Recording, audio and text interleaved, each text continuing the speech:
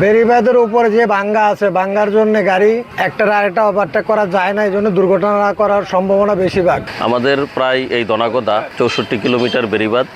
এই বেড়িবাঁধের ভিতরে আমাদের মতলব উত্তর থানায় প্রায় 5 লক্ষ মানুষের বসবাস।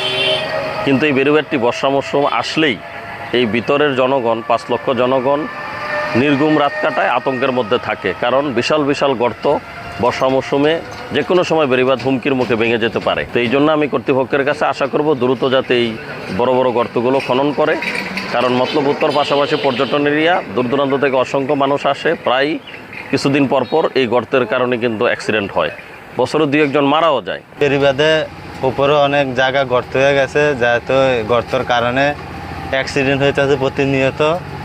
স্ট্রবেরি সুপার ডটেড ও ক্লাসিক ভ্যারিয়েন্টে সেন্সেশন জাগুক শিহরণ।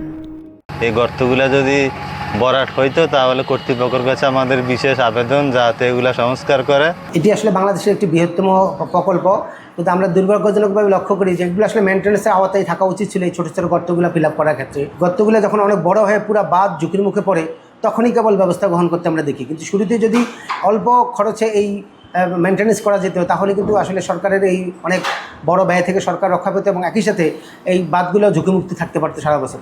তো এই ক্ষেত্রে আমাদের পরামর্শ হলো যে এই সারা বছরই যাতে এই ছোটো ছোটো গর্তগুলা যাতে ফিল আপ করা যায়, এগুলা মেনটেন্যান্সের আওতায় আনা হয়।